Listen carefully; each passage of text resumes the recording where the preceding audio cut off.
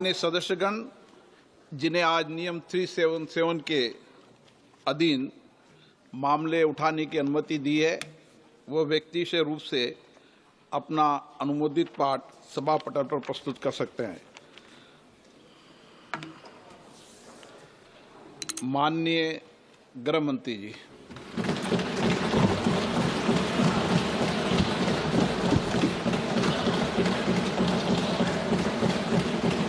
सम्माननीय अध्यक्ष जी, मैं आज पहलगांव में निर्दोष यात्रियों की नृशंस हत्या पाकिस्तानी आतंकवादियों के द्वारा जो की गई और उसके जवाब में देश के प्रधानमंत्री जी ने दृढ़ इच्छा शक्ति का परिचय कराते हुए ऑपरेशन सिंदूर की सेना को परमिशन दी और हमारे वीर जवानों ने सटीकता बहादुरी के साथ पाक स्थित आतंकवादी अड्डों को चूर चूर करने का काम किया। वो घटना पर जो बहस हो रही है, इसमें हिस्सा लेने के लिए मैं खड़ा हुआ हूं। माननीय अध्यक्ष जी, सबसे पहले पहलगांव में जो नृशंस हत्या की गई निर्दोष नागरिकों की, धर्म पूछकर उनको मारा गया, इनके परिवार के सामने मारा गया और बड़ी बर्बरता के साथ ये हत्याएं की गई, इसकी मैं घोर निंदा करता हूं। और जो मारे गए हैं इनके परिजनों के साथ अत्यंत हृदय की गहराइयों से मैं संवेदना भी व्यक्त करना चाहता हूं। ऑपरेशन सिंदूर के जवाब में पाकिस्तान के हमारे नागरिक ठिकानों पर गोलीबारी की, इसमें भी कुछ नागरिक हताहत हुए, गुरुद्वारा भी टूटा, मंदिर भी टूटा। जो भी नागरिक उसमें घायल हुए हैं और जो हताहत हुए हैं, वो सभी के प्रति मैं पूरे सदन की ओर से गहरी संवेदना व्यक्त करना चाहता हूं। माननीय अध्यक्ष जी, कल से यहां पर पक्ष और विपक्ष दोनों की चर्चा चल रही है और स्वाभाविक है, जब इस तरह की नृशंस घटना घटे देश में, तब इस पर मुक्त चर्चा भी होनी चाहिए, चिंतन भी होना चाहिए, आगे न हो इसकी व्यवस्था की भी चिंता होनी चाहिए।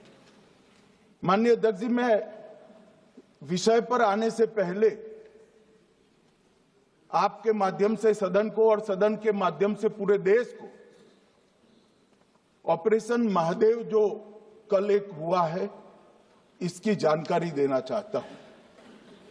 माननीय अध्यक्ष जी, कल ऑपरेशन महादेव में सुलेमान उर्फे फैजल जट, अफगान और जिब्रान, 3 आतंकवादी सेना, सीआरपीएफ और जम्मू कश्मीर पुलिस के संयुक्त अभियान में ऑपरेशन महादेव में मारे गए। और माननीय अध्यक्ष जी, ये जो सुलेमान है, ए श्रेणी का लश्कर तोयबा का कमांडर था पहलगाम हमले में, और गगनगिर आतंकी हमले में वो लिप्त था। इसके ढेर सारे सबूत हमारी एजेंसियों के पास है। अफगान ए श्रेणी का लश्कर तैयबा का आतंकवादी था और जिब्रान भी ए ग्रेड आतंकवादी था। और माननीय अध्यक्ष जी, मैं सदन को और सदन के माध्यम से पूरे देश को बताना चाहता हूं, जिन्होंने बैसरन घाटी में हमारे प्रवासियों को, नागरिकों को मारा था, ये तीनों आतंकवादी ये थे और तीनों मारे गए।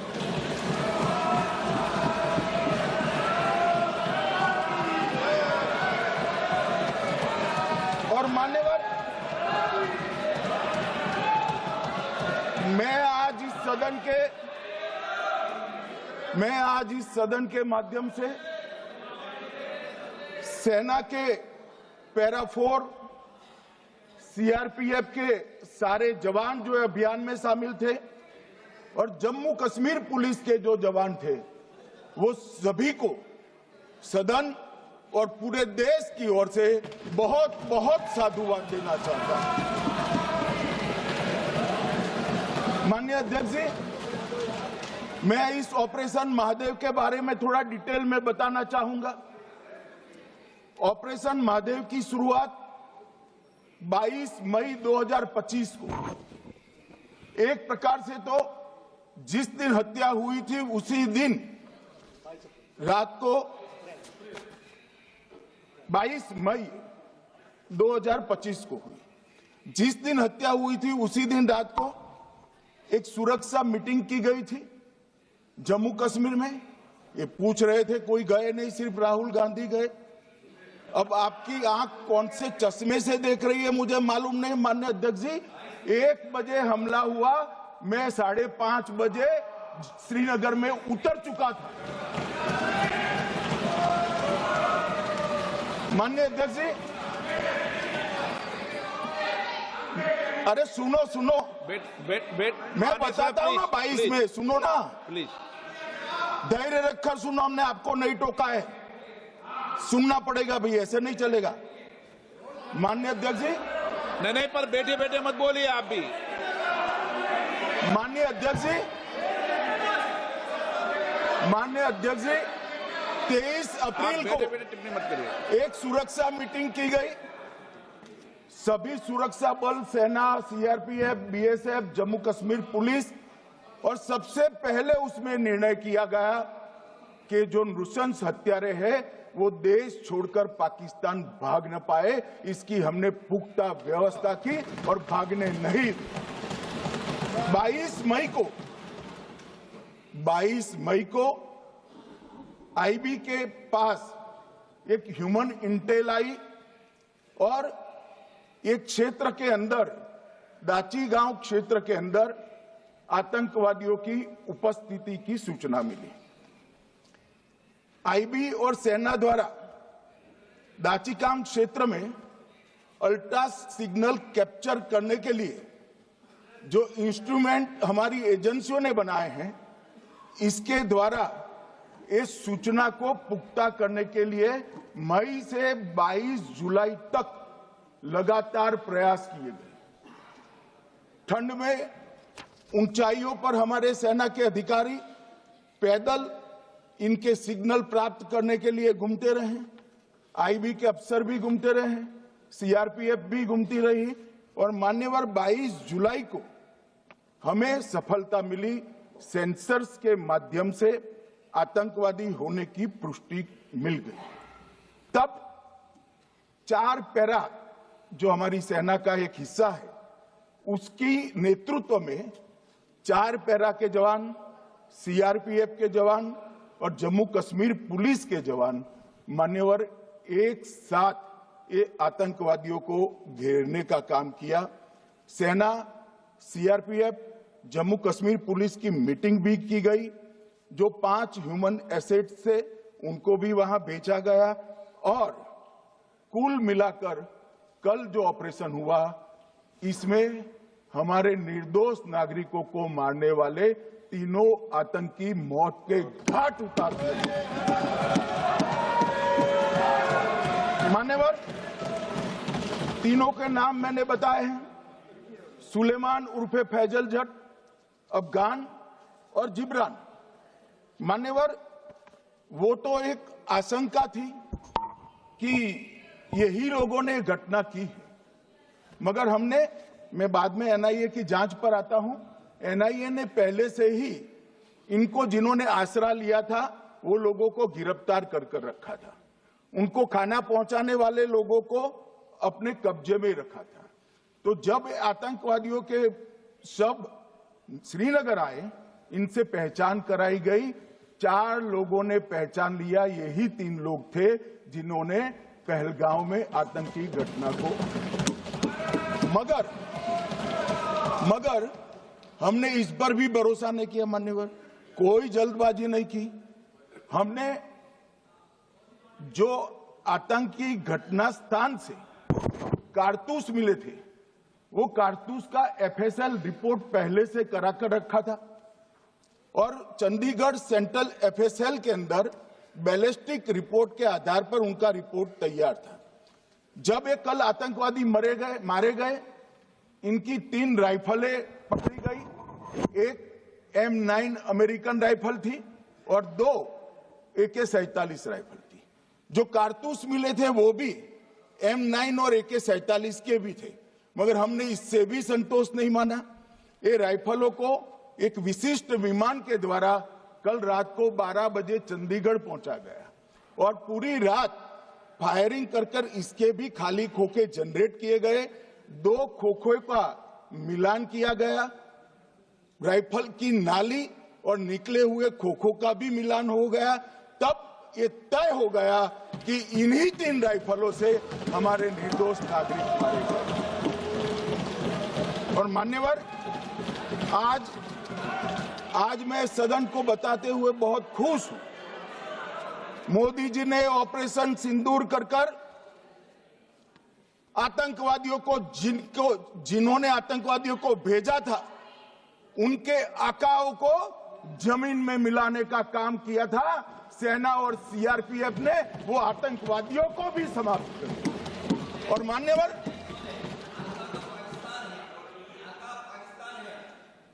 कौन पाकिस्तान से आपकी बात होती है क्या? अरे बैठ जाओ भाई।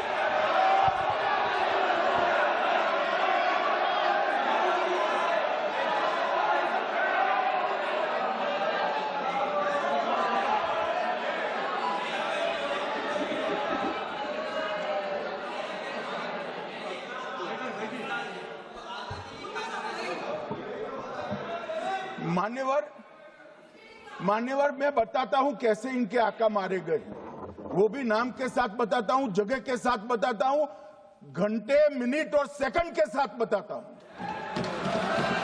मान्यवर, मैं तो अपेक्षा करता था कि जब ये सूचना सुनेंगे, पक्ष विपक्ष में खुशी की लहर दौड़ जाएगी, मगर ये स्याही पड़ गई इनके चेहरे। ये क्या है मान्यवर, किस तरह की पॉलिटिक्स? भाई, आतंकवादी मारे गए, आपको इसका भी आनंद नहीं है?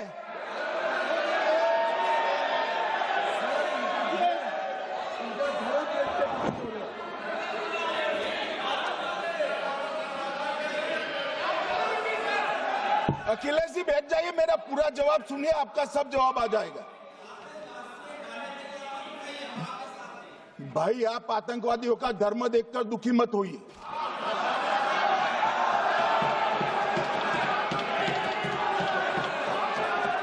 अखिलेश बैठ जाइए यार।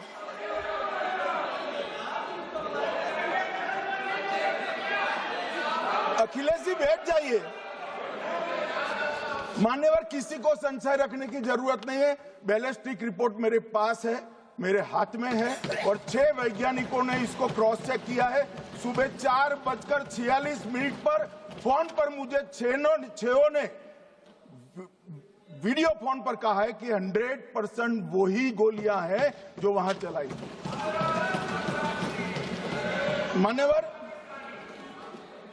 ये हमारे देश की सेना, सीआरपीएफ और जम्मू कश्मीर पुलिस, ये तीनों का एक साझा बहुत बड़ा कामयाबी है, जिस पर 140 करोड़ को नाज होना चाहिए, देश की जनता को नाज।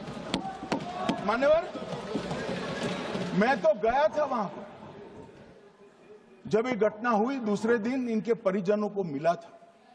6 दिन की शादी वाली बच्ची विधवा होकर मेरे सामने खड़ी थी। आज तक मैं वो दृश्य नहीं भूल सकता। मगर आज सारे परिजनों को मैं कहना चाहता हूं कि मोदी जी ने ऑपरेशन सिंदूर से भेजने वालों को भी मारा और हमारे सुरक्षा बलों ने जिनको भेजा था उनको भी मारा और एक ऐसा सबक सिखाया है कि आने वाले कई दिनों तक कोई ऐसी हिम्मत नहीं कर पाएगा। मान्यवर, मैं थोड़ा एनआईए की जांच के बारे में भी बताना चाहूंगा। मान्यवर, जिस दिन लश्कर-ए-तोयबा ने और इसके आउटफिट टीआरएफ ने इसकी जिम्मेदारी ली, उसी दिन हमने तय कर लिया था कि ये जांच एनआईए को सौंप दी जाएगी, क्योंकि एनआईए आतंकवाद के केसों की जांच के लिए, वैज्ञानिक तरीके से जांच करने के लिए और सजा कराने के लिए महारत हासिल की हुई विश्व मान्य एजेंसी है, जिसका सजा कराने का दर 96% से ज्यादा है। मान्यवर, हमने तुरंत ही इसकी जांच एनआईए को दे दी। हमने पूरी व्यवस्था की, सेना, बीएसएफ, सीआरपीएफ और जम्मू कश्मीर पुलिस ने कि लोग देश छोड़कर भाग न जाए। और मान्यवर, इसकी जांच की शुरुआत हुई। एक थकाने वाली बहुत लंबी जांच हुई है। जांच के दौरान मृतक के परिजन जो साथ में थे, उनको सभी को चर्चा किए गया। पर्यटकों, खच्चर वालों, पोनी वालों, फोटोग्राफर, कर्मचारियों, विभिन्न दुकान में काम करने वाले लोगों, कुल मिलाकर 1055 लोगों की लंबी 3000 घंटे से ज्यादा पूछताछ इंफॉर्मेशन के लिए की गई और इस सबको वीडियो पर रिकॉर्ड कर दिया गया। और बाद में इसके आधार पर स्केच बनाया गया और ढूंढते 22/6/25 को एक बशीर की पहचान की गई और परवेज की पहचान की गई, जिन्होंने आतंकवादी घटना के अगले दिन आतंकवादियों को शरण दी थी। उनको अपने ढोक में रखा था। वो दोनों को गिरफ्तार कर लिया गया। अब वो हमारी कस्टडी में है। दोनों गिरफ्तार अपराधियों ने खुलासा किया कि 21/4/25 की रात को 8 बजे 3 आतंकवादी बेसरन से लगभग 2 किलोमीटर दूर स्थित परवेज ढोक में आए थे। आतंकवादियों के पास AK-47 और M9 कार्बाइन थी। जो 2 आतंकवादियों ने काली पोशाक पहनी थी और एक ने छद्म वेश किया था। खाना खाया, चाय पी और ढोक से निकलते वक्त कुछ खाना, नमक, मिर्च और मसाले लेकर वो चले गए। मान्यवर, उस वक्त हमने जिन खोखों को रिकवर किया था, इसको हमने चंडीगढ़ FSL में टेस्टिंग के लिए भेज दिया। और जब चंडीगढ़ FSL में टेस्टिंग के लिए भेजा गया तो वही राइफल से एप्को आतंकी हमला हुआ था, वो भी निश्चित हुआ। तो आज इसके साथ साथ दूसरे एप्को आतंकी हत्या को अंजाम देने वाले आतंकियों का भी इसके साथ ही समाप्ति हुई है, उनको मार दिया गया है। मान्यवर, और इसके बाद में स्केच बनाया गया। गिरफ्तार किए गए दोनों आरोपियों की माता जो थी, इन्होंने ये तीनों आतंकियों के मृतदेहों को पहचान लिया है। दोनों आतंकवादी घटना में साथ लेने वाले उनके साथियों ने भी पहचान लिया है और अब उसकी FSL की पुष्टि भी आज सुबह 4 बजे हो गई थी। अब मैं जांच का पूरा ब्यौरा बताना चाहता हूं। मान्यवर, ये हमले में 3 पाकिस्तानी आतंकवादी थे। हमले में 2 AK-47 और 1 M9 कार्बाइन का प्रयोग किया गया था। और अब जो पकड़े गए हैं, इसके सुलेमान के कारण एप्को का मामला भी आज रिजॉल्व हो रहा है और आतंकवादियों को पनाह देने वाले 2 स्थानीय लोगों को भी इस केस में पकड़ लिया गया है। अब मान्यवर, कल पूछते थे कहां से आए, कहां गए, किसकी जिम्मेदारी है। भाई, जिम्मेदारी हमारी ही है। हम सरकार में हैं, हमारी ही जिम्मेदारी है। मगर मैं पूछता हूं, जब आप सरकार में थे तब क्या क्या हुआ था, इसकी जिम्मेदारी किसकी थी और क्यों निर्वहन नहीं किया, वो भी बाद में पूछूंगा। जरा धीरज से सुनना। मगर मान्यवर, मुझे एक बड़ा दुख हुआ कल इस देश के पूर्व गृह मंत्री चिदंबरम जी ने सवाल उठाया कि क्या प्रूफ है कि ये आतंकवादी पाकिस्तान से आए, और मान्यवर ने कब उठाया? जब संसद में चर्चा होने वाली थी। क्या कहना चाहते हैं चिदंबरम साहब? किसको बचाना चाहते हैं? पाकिस्तान को बचाकर आपको क्या मिलेगा? वो ये कह रहे हैं कि और क्या है? मत जवाब दो,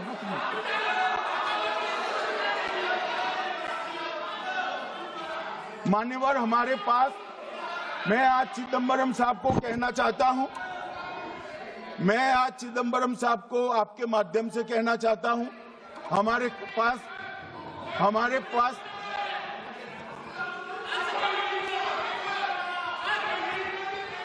मान्यवर हमारे पास प्रूफ है, वो भी मैं सदन के सामने रखना चाहता हूं कि तीनों पाकिस्तानी थे।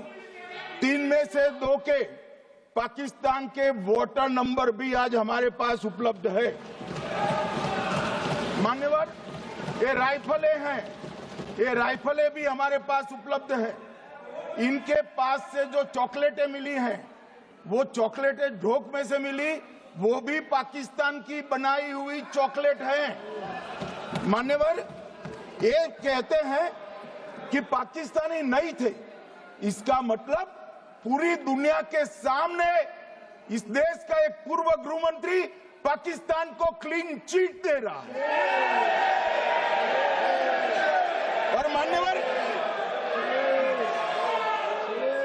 और मान्यवर वो पाकिस्तानी आतंकवादी नहीं थे, ऐसा बोलकर श्री चिदंबरम अगर पाकिस्तानी आतंकवादी नहीं थे तो पाकिस्तान पर हमला क्यों किया, वो भी सवाल खड़ा कर रहे हैं। मान्यवर आज पूरी दुनिया ने हमारे संसद सदस्य गए थे, स्वीकारा था कि हमला पाकिस्तान ने किया है, और इस देश का गृह मंत्री जो कांग्रेस पार्टी से आता है वो कहता है कि क्या सबूत है। अरे मुझसे मांगते, मैं दे देता, टीवी से मांगते हैं, पूरी दुनिया के सामने उजागर करते हैं, शक सुबह खड़ा करते हैं। पाकिस्तान को बचाने का इनका ये षड्यंत्र आज 130 करोड़ लोग जान रहे हैं। बच नहीं पाओगे आप लोग, बच नहीं पाओगे। मान्यवर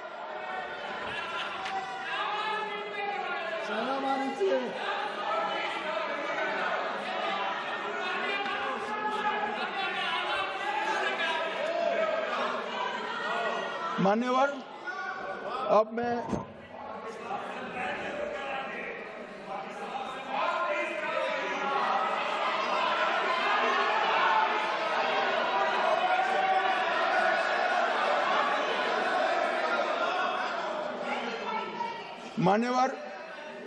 अब मैं पहलगांव आतंकी हमला और ऑपरेशन सिंदूर,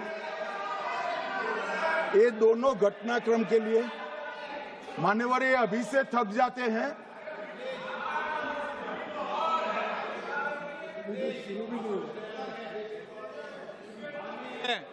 प्लीज बैठिए।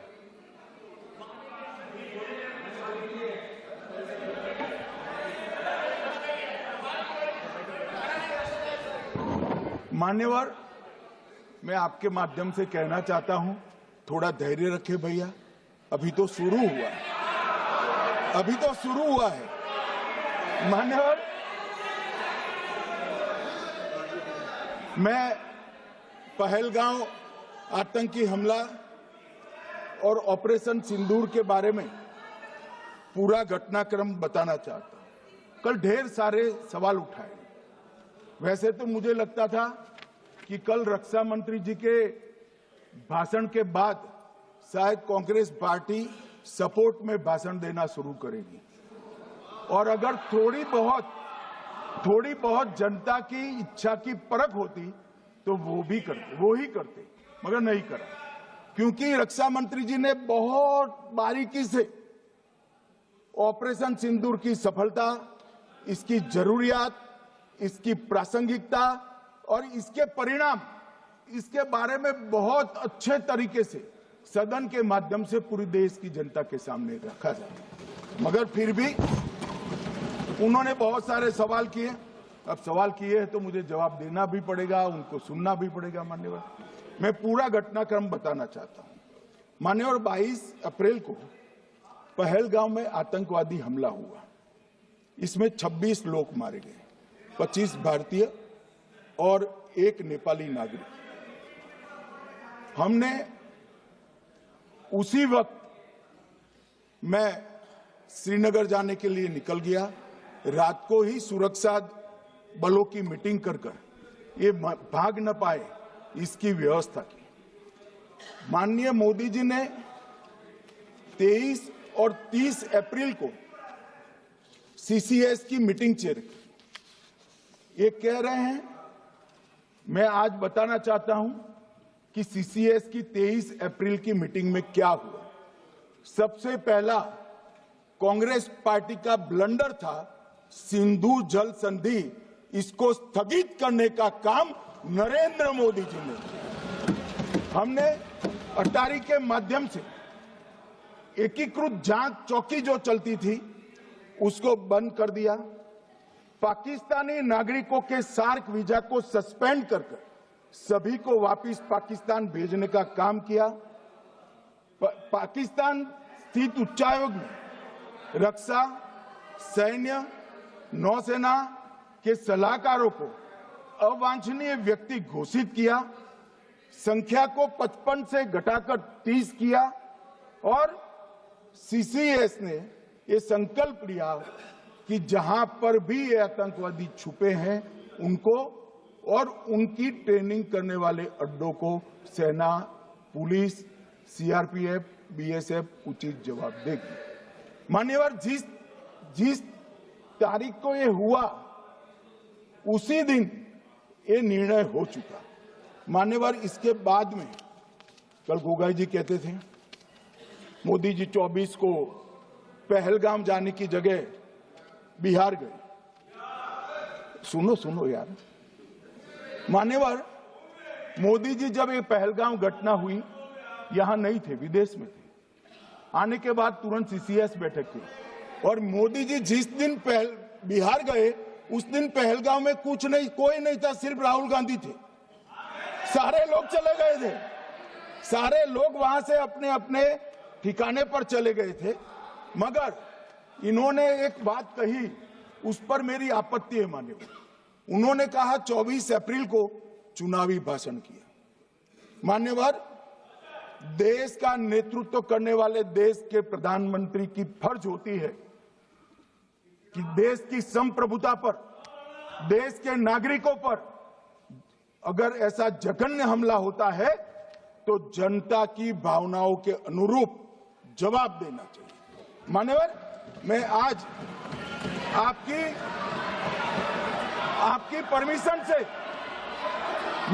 परमिशन से मोदी जी के बिहार भाषण के कुछ अंश पढ़ना चाहता हूं। कोट अनकोट 22 अप्रैल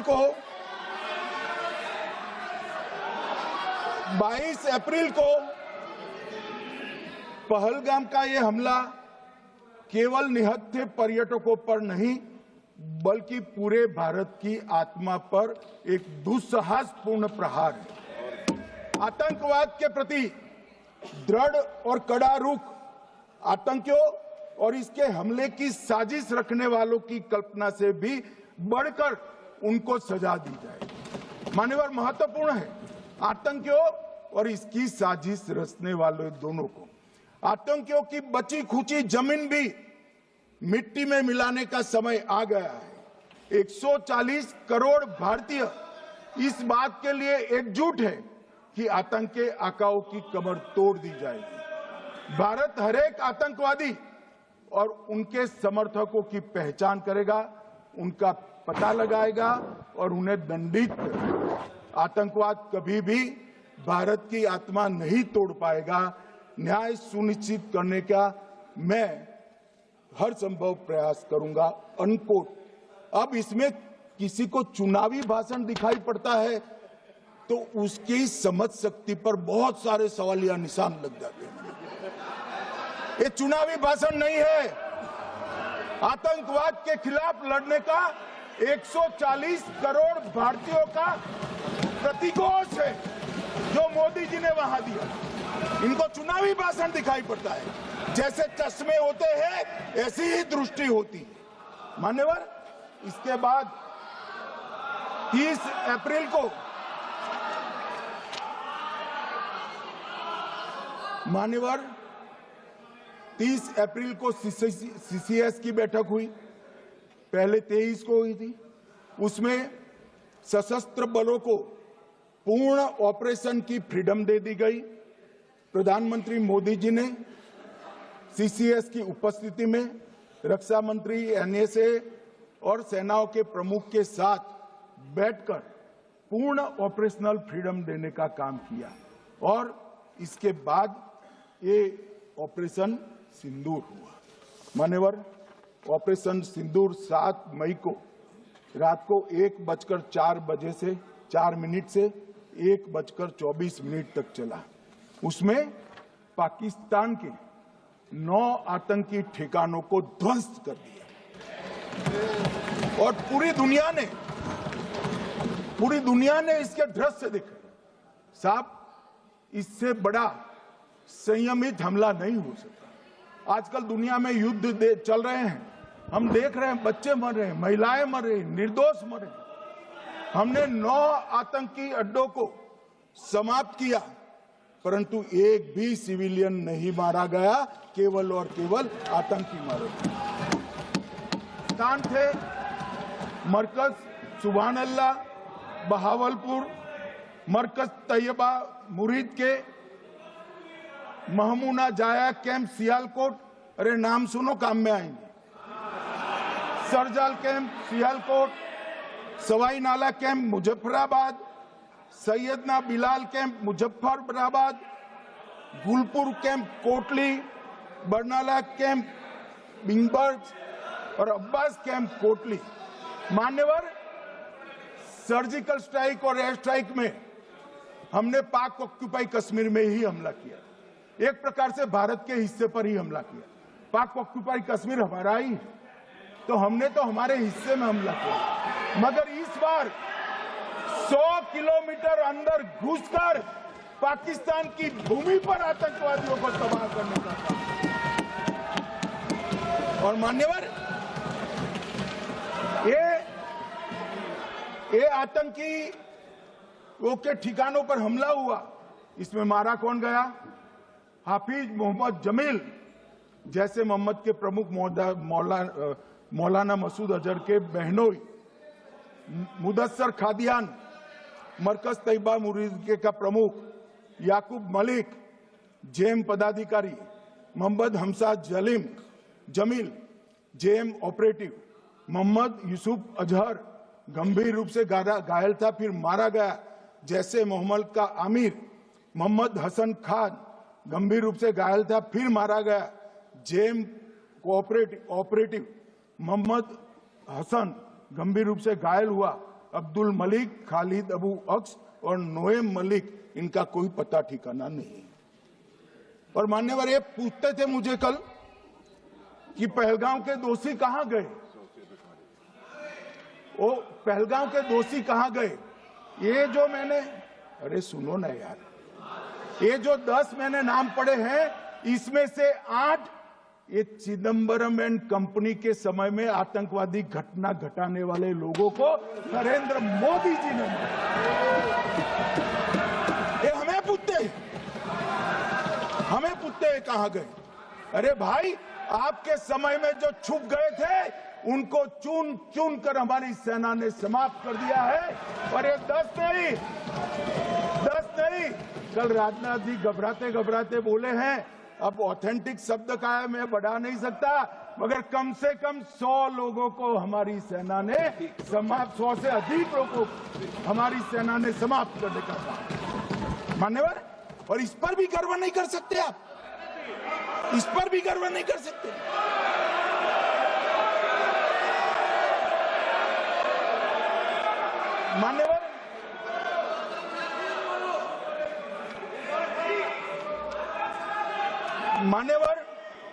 7 मई को 1:26 पर 22 मिनट पर ये हमारा काम समाप्त हो गया। हमारे डीजीएमओ ने उनके डीजीएमओ को बता दिया कि भाई हमने आतंकवादी हमलों पर स्थानों पर सिर्फ हमला किया है, इनके हेडक्वार्टर पर हमला किया है, जो हमारा आत्मरक्षा का अधिकार है। पूरी दुनिया इसको एक्नॉलेज करती है। ऐसा नहीं हो सकता है मनमोहन सिंह के समय की तरह कि वो आकर मारेंगे और हम चुपचाप बैठे रहेंगे और जाकर चर्चा करेंगे। ये नरेंद्र मोदी सरकार, ऐसा नहीं हो सकता। डोजियर भेजते रहेंगे। मान्यवर, उरी में हमला हुआ, हमने सर्जिकल स्ट्राइक किया। पहलगाम में हमला हुआ, एयर स्ट्राइक करा, और अरे पुलवामा में हुआ, एयर स्ट्राइक करा, और पहलगाम में हमला किया। 100 किलोमीटर अंदर जाकर 9 अड्डों और 100 से ज्यादा आतंकवादी को समाप्त। मान्यवर,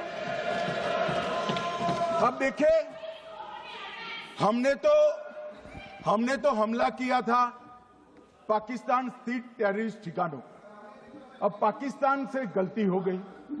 टेररिस्ट ठिकानों पर जो हमला किया था उसको वो अपने पर का हमला मान बैठे और पूरी दुनिया में कहते थे कि हमारा टेररिज्म से कोई लेन देन नहीं है।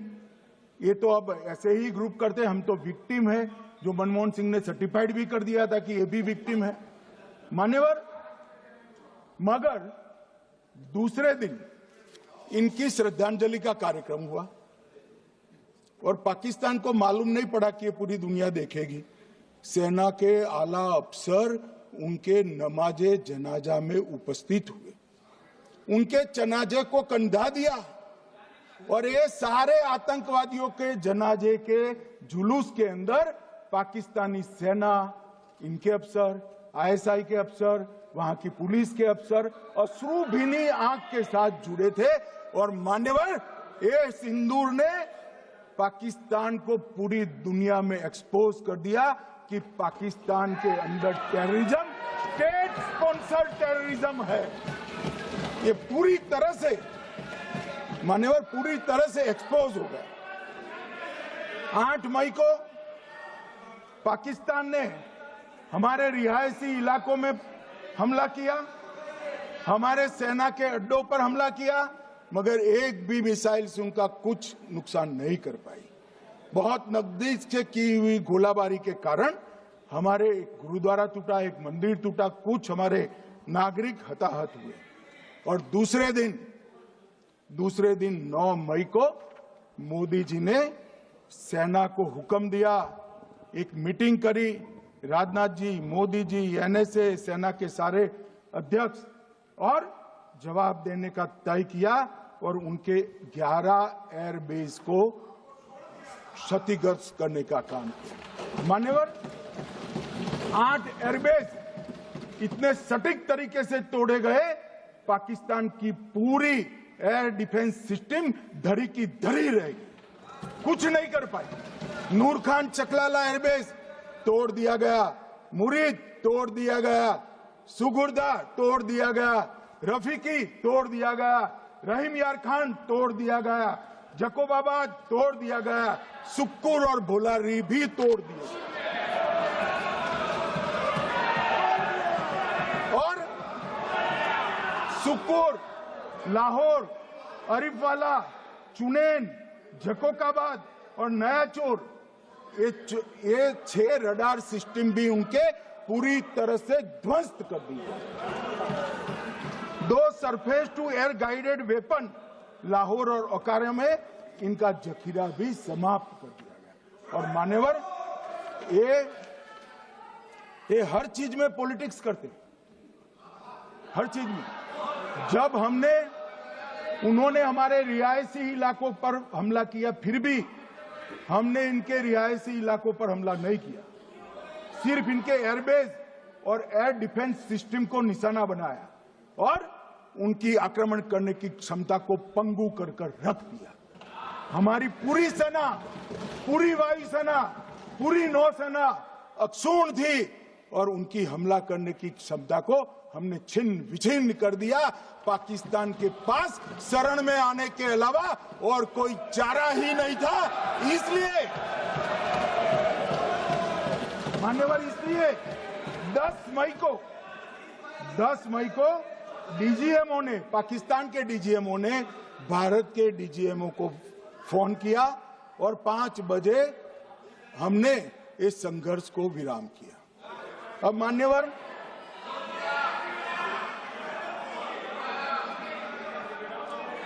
ये लोग कल सवाल उठा रहे थे कि इतनी अच्छी पोजीशन में थे, आपने युद्ध क्यों नहीं किया? युद्ध के कई परिणाम होते हैं मान्यवर, करना न करना वो सोचकर करना पड़ता है। मगर मैं इसी देश के इतिहास से कुछ घटनाएं बताना चाहता हूं। 1948 में मान्यवर, कश्मीर में हमारी सेनाएं निर्णायक बढ़त पर थी। सरदार पटेल ना बोलते रहे, जवाहरलाल नेहरू जी ने एक तरफा युद्ध विराम कर दिया। और मान्यवर, मैं बड़ी जिम्मेदारी के साथ कहता हूं, मैं इतिहास का विद्यार्थी हूं। पाक ऑक्यूपाई कश्मीर का अगर अस्तित्व है तो जवाहरलाल नेहरू जी की ये युद्ध विराम के कारण है। इसका जिम्मेदार जवाहरलाल नेहरू है। मान्यवर, 1960 में सरदार पटेल ने विरोध किया था, गाड़ी लेकर आकाशवाणी तक गए थे, घोषणा न करते, दरवाजे बंद कर दिए थे। मान्यवर, 1960 में सिंधु जल पर भौगोलिक व रणनीतिक रूप से हम बड़े मजबूत थे और उन्होंने सिंधु समझौता क्या किया? 80% भारत का पानी पाकिस्तान को दे दिया। मान्यवर, 62 के लड़ाई की बात मैं बाद में करता हूं। 65 की लड़ाई में हाजीपीर जैसे स्ट्रेटेजिक जगह पर हमने कब्जा किया था। 66 में उसको लौटा दिया गया। मैं 71 के युद्ध की भी बात करना चाहता हूं। मान्यवर, 71 में कल राजनाथ जी ने भी बताया, पूरे देश ने इंदिरा जी का समर्थन किया। उन्होंने पाकिस्तान के 2 टुकड़े कर दिए। बहुत बड़ी विजय थी भारत की और सदियों तक भारत इस विजय पर गर्व करेगा। हम सब भी करते हैं, हमें कोई आपत्ति नहीं। मगर हुआ क्या मान्यवर? युद्ध की विजय की चकाचौंध में क्या हुआ? 93 हजार युद्धबंदी हमारे पास थे, 93 हजार, और 15,000 वर्ग किलोमीटर क्षेत्र पाकिस्तान का हमारे पास था। 93 हजार युद्धबंदी, उस वक्त की पाकिस्तान की सेना का 42% और 15,000 वर्ग किलोमीटर क्षेत्र। मगर शिमला में समझौता हुआ, पाक ऑक्यूपाई कश्मीर मांगना ही भूल गए। अगर उस वक्त पाक ऑक्यूपाई कश्मीर मांग लेते, न रहेगा बांस, न बजती बांसुरी। ये कैंप तोड़ने की जरूरत न पड़ती साहब आपको, हमको। मान्यवर, इतना ही नहीं, पाक ऑक्यूपाई कश्मीर तो नहीं लिया, मांगना ही भूल गए। 15,000 वर्ग किलोमीटर की जीती हुई भूमि भी वापस दे दी। तय हुआ था पाकिस्तानी नरसंहार के लिए युद्ध अपराध न्यायाधिकरण बनेगा, नहीं बना। सेना ने पूर्वी पाकिस्तान में नरसंहार किया था। 195 पाकिस्तानी अधिकारियों पर मुकदमा चढ़ना था। भुट्टो अपने साथ इंदिरा जी के सामने से छुड़ा कर ले गए। जनरल मानेकशॉ का एक कोट अनकोट कहता हूं, जनरल मानेकशॉ का, जो एक प्रकार से आर्किटेक्ट माने जाते हैं बांग्लादेश विजय के, इन्होंने कहा कि भुट्टो ने भारत के नेतृत्व को मूर्ख बनाया। अब जो शब्द है, मैं आप कोट अनकोट है, इसमें मेरा कुछ नहीं है, ये लोग गुस्सा न हो सकते। I told her into bracket Indira Gandhi, Indira ji को कहा, that he into bracket Bhutto के लिए, he has made monkey out of you. समझ में आता है? ये फील्ड मार्शल साहब ने कहा है मान्यवर, और ये हमें सिखा रहे हैं, ये नहीं किया, वो नहीं किया, फलाना नहीं किया, ठिकाना नहीं किया। अरे भाई, आप तो पाकिस्तान को क्लीन चिट दे रहे हो कि पाकिस्तान ने हमला ही नहीं किया है।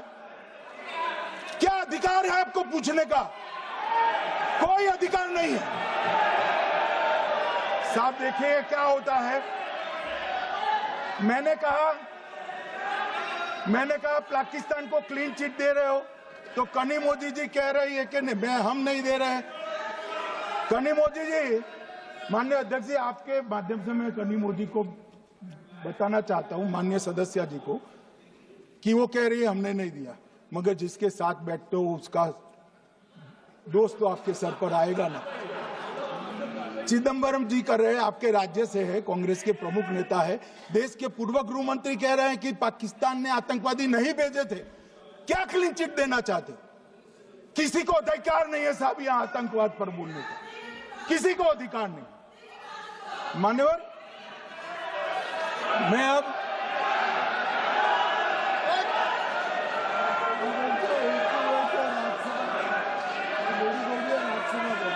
मान्यवर, मैं उनको बताना चाहता हूं, अभी आधा भी नहीं हुआ है, जरा सुनो।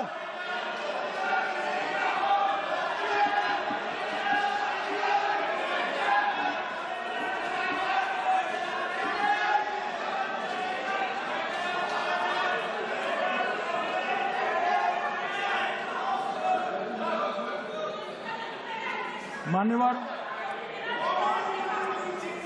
62 के चिन्ह में क्या हुआ, 62 के युद्ध में क्या हुआ? ये अभी कल कुछ कांग्रेस के सदस्य चीन का सवाल पूछ रहे थे, मैं आज पूछना चाहता हूं 62 के युद्ध में क्या हुआ? 38,000 वर्ग मीटर, पूरा सदन ध्यान से सुने, 38,000 वर्ग मीटर अक्साई चीन का हिस्सा चीन को दे दिया गया, और वर्ग किलोमीटर ही बोला, वर्ग किलोमीटर। और मान्यवर, ऐसी ही चर्चा उस वक्त सदन में हुई, मैं तो बड़ी गंभीरता से जवाब दे रहा हूं, मुझे बोलने नहीं देते। जवाहरलाल नेहरू जी ने क्या कहा? वहां घास का एक तिनका भी नहीं उगता है, वो जगह को क्या करे। तो एक संसद सदस्य ने, नेहरू जी का सर मेरे जैसा था, महावीर प्रसाद त्यागी जी ने कहा कि आपके सर पर भी एक बाल नहीं, वो चीन बेच दे क्या? मान्यवर इस तरह से जवाब देते थे, नॉन सीरियस टाइप के जवाब। और कल गोगोई जी बड़ा बड़ा उछल उछल कर बोल रहे थे। अरे गोगोई जी, आपको मालूम है उन्होंने चीन के बारे में, आसाम के बारे में क्या क्या था? आसाम को आकाशवाणी पर बाय बाय कह दिया। रिकॉर्डिंग है, रिकॉर्डिंग है।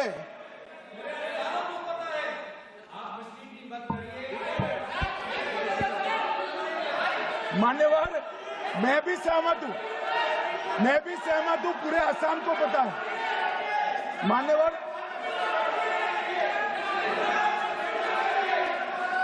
मान्यवर,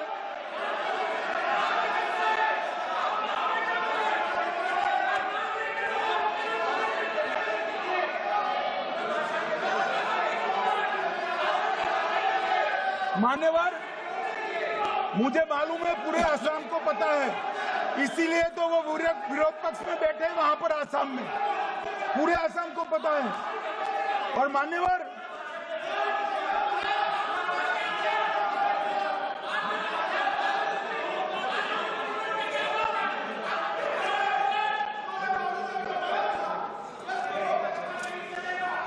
मान्यवर, मान्यवर, जोर से बोलने से सत्य को छिपाया नहीं जा सकता।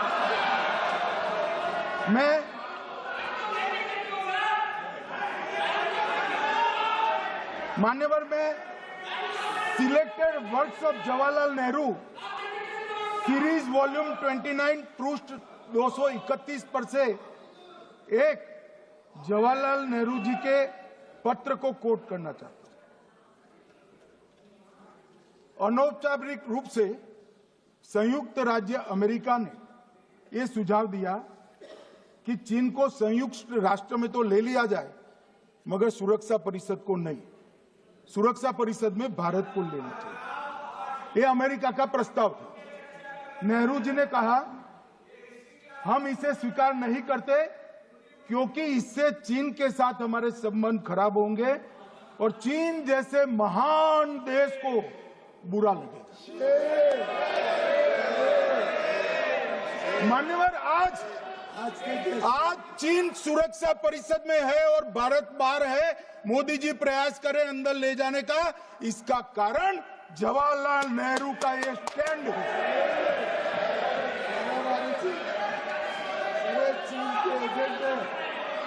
और मान्यवर, ये तो पीढ़ी दर पीढ़ी चलता आ रहा है। राजीव गांधी फाउंडेशन ने चीन के साथ एमओयू कर दिया। अब कहते नहीं है कि एमओयू में क्या था, ये तो बताओ भाई, क्या एमओयू किया था राजीव गांधी फाउंडेशन ने? और जब डोकलाम में हमारे सेना के जवान चीन की सेना के सामने आंख में आंख डालकर बैठे थे, वो चीन के राजदूत के साथ राहुल गांधी मीटिंग कर रहे थे। ये मान्यवर ऐसा नहीं है। जवाहरलाल नेहरू, सोनिया गांधी, राहुल गांधी, तीन पीढ़ी तक के चीन का प्रेम उतरता जा रहा है। मान्यवर,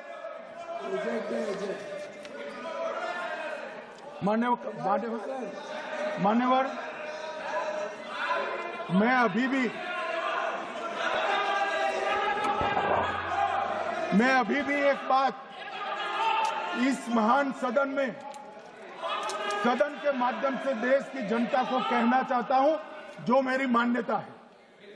ये सारी आतंकवाद की जड़ पाकिस्तान है और पाकिस्तान कांग्रेस पार्टी की भूल है। पार्टीशन स्वीकार न करते, पाकिस्तान कभी न होता।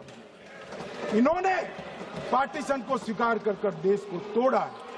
मान्यवर, कल विदेश मंत्री जी बता रहे थे शर्म अल शेख सम्मेलन का बलूचिस्तान ब्लंडर, जिसने पाकिस्तान को हमारे साथ चर्चा करने के लिए इक्वल फुटिंग पर ला दिया। मान्यवर, अब ये टेररिज्म की बात करते हैं। मैं इसमें भी पूरे देश की जनता को टेररिज्म की विगत 20 साल की स्थिति से अवगत कराना चाहता हूं। मान्यवर, अटल जी की सरकार थी। 2002 में टेररिज्म को समाप्त करने के लिए अटल जी की सरकार, एनडीए की सरकार, भाजपा सरकार पोटा का कानून लेकर आई। मान्यवर, मैं सदन को याद कराना चाहता हूं, पोटा कानून का विरोध किसने किया था? किसने किया? कांग्रेस पार्टी ने किया। हमारे पास बहुमत नहीं था राज्यसभा में। मजबूरन हमने कानून को घिर गया, मजबूरन संयुक्त सत्र बुलाना पड़ा और पोटा कानून संयुक्त सत्र में पारित हुआ। देश नहीं भूल सकता मान्यवर। और पोटा कानून को रोककर आज भी कांग्रेस पार्टी के नेता जब बोले तब कहे, पोटा कानून को रोककर किसको बताना चाहते थे आप? किसको बचाना चाहते थे? पोटा तो आतंकवादियों के खिलाफ था। पोटा को रोककर अपनी वोट बैंक का उल्लू सीधा करने के लिए आप आतंकवादियों को बचाना चाहते। और मान्यवर, 2004 में अटल जी की सरकार गई, मनमोहन सिंह, सोनिया गांधी की सरकार आई। आते ही पहला काम क्या किया मान्यवर? पहली ही कैबिनेट में पोटा कानून को रद्द कर दिया। मैं फिर से पूछता हूं, किसके फायदे के लिए कांग्रेस पार्टी ने पोटा कानून रद्द किया? जवाब दीजिए जरा यहां पर। और मान्यवर, इसके बाद क्या हुआ? 2004 के दिसंबर में पोटा कानून रद्द हुआ। 2005 में अयोध्या में रामलल्ला के टेंट पर हमला हुआ, आतंकवादी मारे गए। मुंबई लोकल ट्रेन 2006, 5 में रामलला पर हमला, 6 में मुंबई ट्रेन में बम धमाके 187 लोग मारे गए। 2006 डोडा उधमपुर में हिंदुओं पर हमला, 34 लोग मारे गए। 2007 हैदराबाद 44 लोग मारे गए। 2007 यूपी लखनऊ वाराणसी 13 लोग मारे गए। रामपुर सीआरपीएफ कैंप वहां पर हमला हुआ 2008 में। 2008 में श्रीनगर के आर्मी के काफिले पर हमला हुआ, 10 सुरक्षा बल मारे गए। मुंबई आतंकी हमला 2008 में हुआ, 246 लोग मारे गए। जयपुर में 8 बम धमाके हुए, 64 लोग मारे गए। 2008 में अहमदाबाद में 21 बम धमाके हुए, 57 लोग मारे गए। दिल्ली में 2008 में 5 धमाके हुए, 22 लोग मारे गए। और पुणे की जर्मन बेकरी 17 लोग मारे गए। वाराणसी में 10 में धमाका हुआ, 11 में मुंबई में 3 धमाके हुए, 27 लोग मारे गए। अब मैं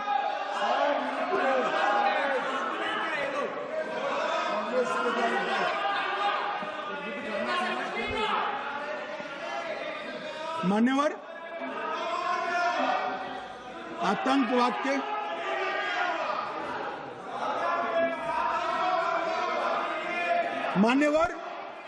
आतंकवाद के खिलाफ लड़ाई होती, कभी वो हमला करते हैं, मगर सवाल ये है कि इन्होंने 5 से 11 के बीच में 27 जघन्य हमले किए, 1000 के करीब लोग मारे गए। आपने क्या किया? क्या किया आपने? जवाब दीजिए, क्या किया? और मैं राहुल गांधी जी को चैलेंज देना चाहता हूं, इन्होंने इस आतंकवादी हमलों के खिलाफ उनकी सरकार ने जो कदम उठाए, यहां खड़े रहकर हिम्मत से बताए देश की जनता को। कुछ नहीं किया मान्यवर। ये यहां से आतंकवादियों की फोटो पाकिस्तान भेजते रहे, डोजियर भेजते रहे। और मान्यवर ये कहते हैं कि आपके समय में भी हमले हुए। मैं उनको अंतर समझाना चाहता हूं, वो देख नहीं पा रहे। मान्यवर, हमारे समय में जो भी आतंकवादी घटना हुई, पाक प्रेरित और कश्मीर सेंट्रिक हुई। देश के हिस्से में 2014 से 2025 तक एक भी घटना नहीं हुई है मान्यवर। ये नरेंद्र मोदी सरकार है मान्यवर। और कश्मीर में भी आज स्थिति ऐसी हुई है, उनको पाकिस्तान से आतंकवादी भेजने पड़ते हैं। कश्मीर में आतंकवादी अब हमारे नहीं बनते हैं मान्यवर। और मैं सलमान खुर्शीद जी को भी याद करना चाहता हूं। एक बार मैंने बड़े सवेरे में नाश्ता करता था, टीवी पर उनको रोते हुए देखा। मुझे लगा क्या हुआ, कोई बड़ी घटना हो गई। तो रोते रोते वो श्रीमती सोनिया गांधी के घर से बाहर आए कि बाटला हाउस की घटना देखकर सोनिया जी फूट फूट कर रो पड़ी। अरे रोना था तो शहीद मोहन शर्मा के लिए रोते, बाटला हाउस के आतंकवादियों के लिए रोना आता है। और मान्यवर ये हमें पूछते हैं कि आपने क्या किया। कोई अधिकार नहीं है पूछने का, कोई अधिकार नहीं है मान्यवर। और ये हमें पूछते थे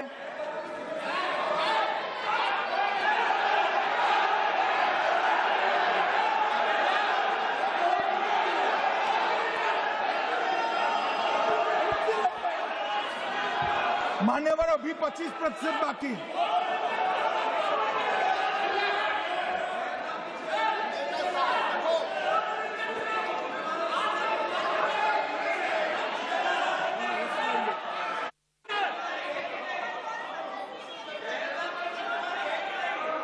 बैठिए, जवाब दे रहे हैं ना आपका, जवाब दे रहे हैं आपका। पहलगांव के बाद जो घटनाक्रम घटित, उसका जवाब दे दिया ना माननीय गृह मंत्री जी ने। आपने पूछा आतंकवादियों क्या हुआ, आतंकवादियों का जवाब दे दिया। क्या पूछना चाहते हैं आप? आपने हर सवाल पूछा, हर सवाल जवाब सुनिए। माननीय गृह मंत्री जी।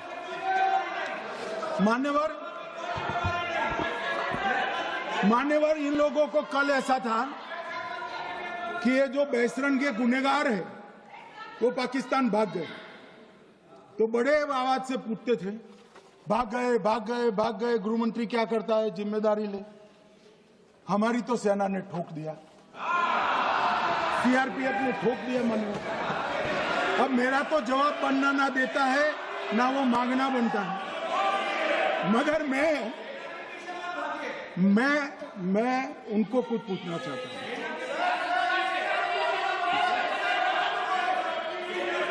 मान्यवर,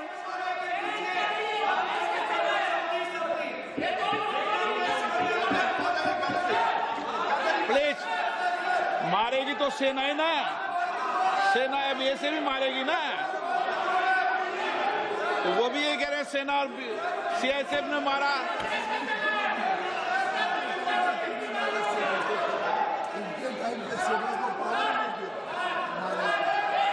मान्यवर, ये कहते हैं साहब इसको बिठाओ जरा।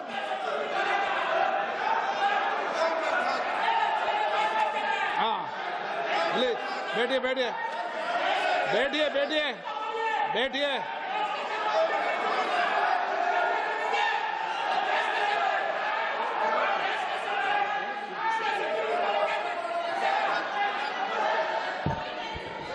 सबको मान्यवर, ये लोग मुद्दा उठाना चाहते हैं तो जरूर उठाए। मैं आज सुबह ही सलमान खुर्शीद जी का वो इंटरव्यू मेरे मोबाइल में रिजर्व कर आया हूं। आप जब भी कहोगे ये पूरे टीवी पर बताने के लिए मैं तैयार हूं। सेव कर आया हूं। इनकी इच्छा है तो कल एक समय तय करिए, यहां बता दीजिए चारों टीवी में, और देश की जनता भी देख ले।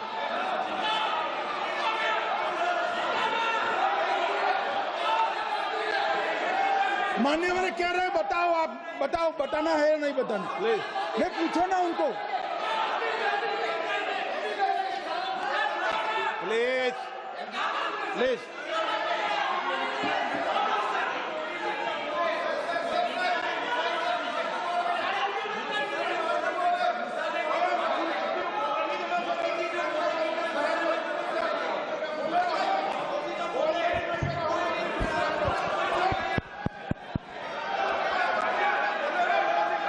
बिट्टू बैठ जाओ। मान्यवर, ये पूछ रहे थे कि क्यों भाग गए। अब मेरा समय काफी जाएगा, मैं जरा संक्षिप्त में कहता हूं, घटनाओं पर नहीं जाऊं।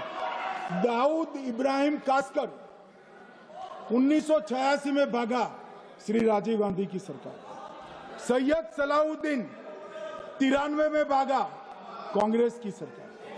टाइगर मेमन 93 में भागा, कांग्रेस की सरकार। अनीस इब्राहिम कासकर 93 में भागा, इनकी सरकार। रियाज भटकल 2007 में भागा, इनकी सरकार। इकबाल भटकर 2010 में भागा, इनकी सरकार। मिर्जा सादाब बेग 2009 में भागा, इनकी सरकार। अब मान्यवर, मेरा तो जवाब मांग लिया, हमारे सुरक्षा बलों ने मेरा जवाब भी दे दिया, अब राहुल गांधी इसका जवाब दे।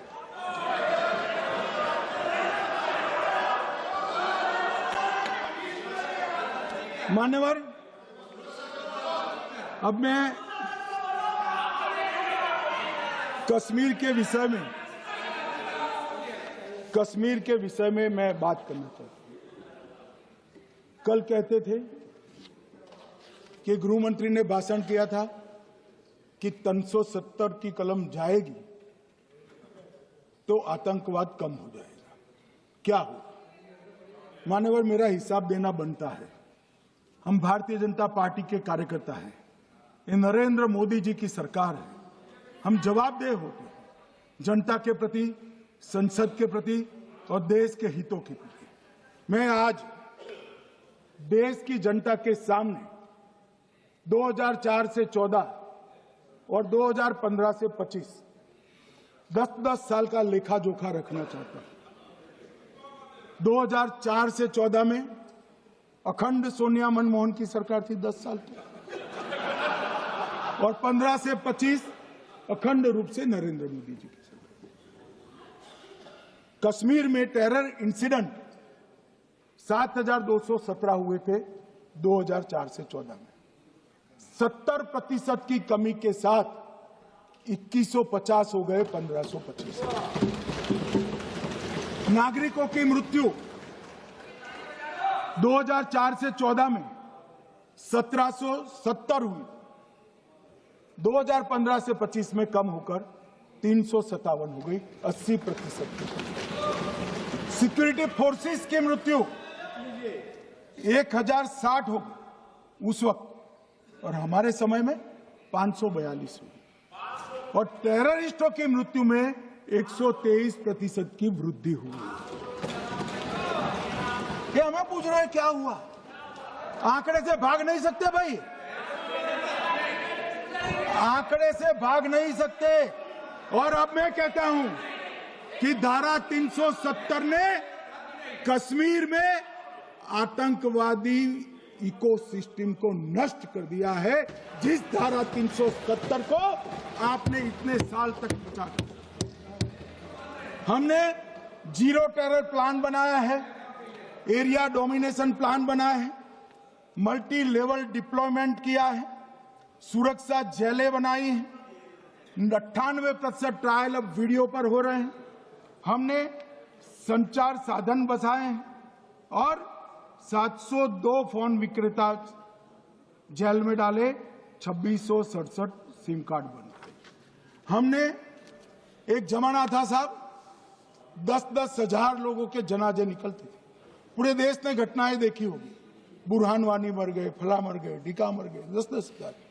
अब जो मारा जाता है उसको वही दफना दिया जाता है।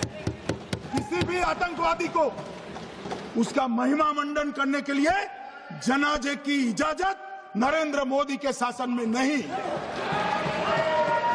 मान्यवर, आतंकवादियों के सगे वाले और समर्थक चुन चुन कर हमने नौकरियों से निकाले, पासपोर्ट रद्द कर दिए हैं, गवर्नमेंट कॉन्ट्रैक्ट रद्द कर दिए हैं, 75 से ज्यादा आतंकी समर्थकों को कोर्ट से ऑर्डर लेकर सरकार से बर्खास्त कर दिया गया है। बार काउंसिल उनके समर्थकों से भरी थी, सस्पेंड कर नया लोकप्रिय चुनाव हमने कराया है। मान्यवर, कई संगठन बैन करे, मैं बाद में बताता हूं। विशेष यूएपीए अदालतें बनाई हैं, लगभग मार्च 22 से 25 के बीच में यूएपीए के 2267 मामले हमने जब्त किए हैं, दर्ज किए हैं, 374 कुर्की की है। और परिणाम क्या आया मान्यवर? ये पूछ रहे हैं परिणाम क्या है? शुतुरमुख वृत्ति से अगर मिट्टी में सर रखकर बैठोगे तो कुछ नहीं, सूर्य भी नहीं दिखेगा। मान्यवर, परिणाम आया है। पहले ऑर्गेनाइज्ड टॉन्ट पेल्टिंग साल की 2654 होती थी अग्रजीन केस में। कितनी मान्यवर? 2654 पथराव होते हैं, 2024 में 0 हो गए। मान्यवर, ऑर्गेनाइज हड़ताल पाकिस्तान से ऐलान करते थे, घाटी बंद रहती थी। पाकिस्तान की भी हिम्मत नहीं है, घाटी में भी हिम्मत नहीं है। इनके समय में साल में 132 दिन घाटी बंद रहती थी, अब ऑर्गेनाइज हड़ताल 3 साल से 0 है।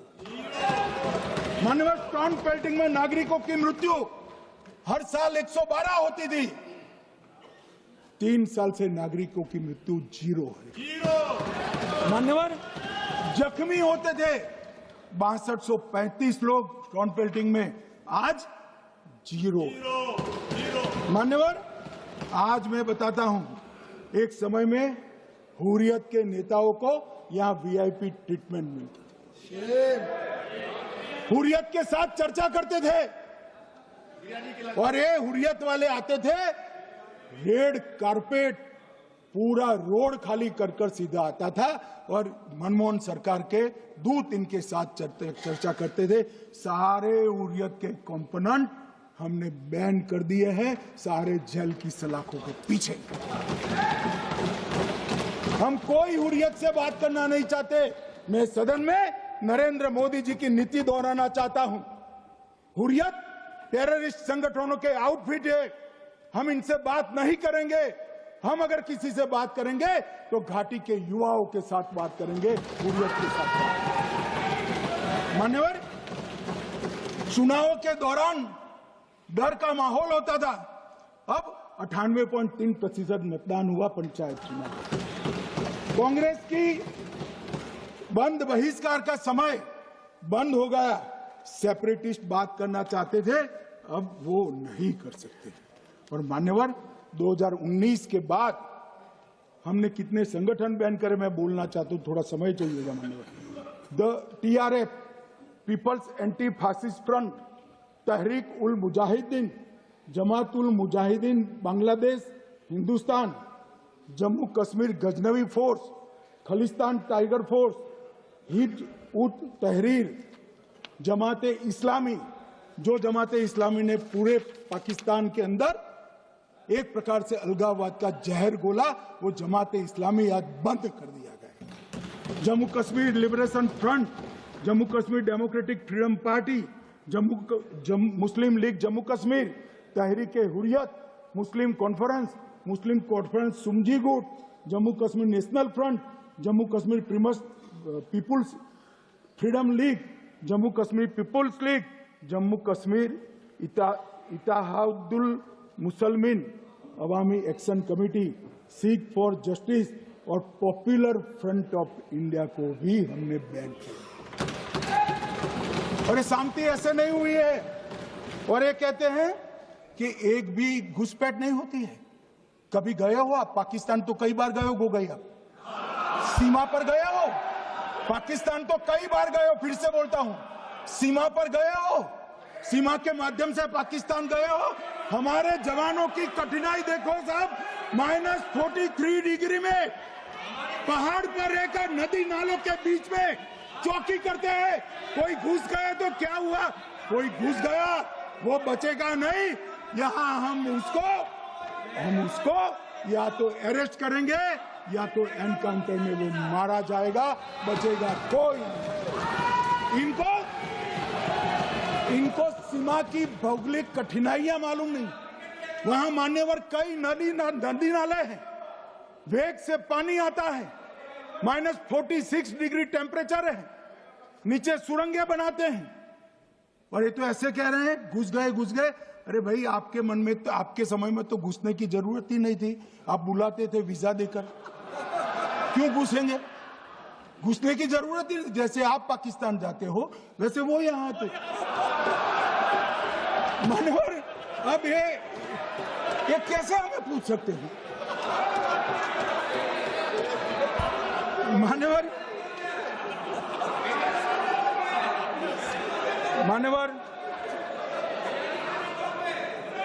मैं समझ रहा हूं,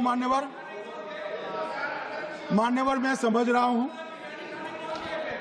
पोटा का विरोध करने वाले को नरेंद्र मोदी की आतंकवादी विरोधी नीति नहीं पसंद आई। मैं समझ रहा हूं, पोटा रद्द करने वाले को नरेंद्र मोदी जी की एंटी टेरर नीति पसंद नहीं आई। मैं समझ रहा हूं, टेररिस्टों का बचाव कर वोट बैंक बनाने वालों को एक कोई नीति पसंद नहीं आएगी।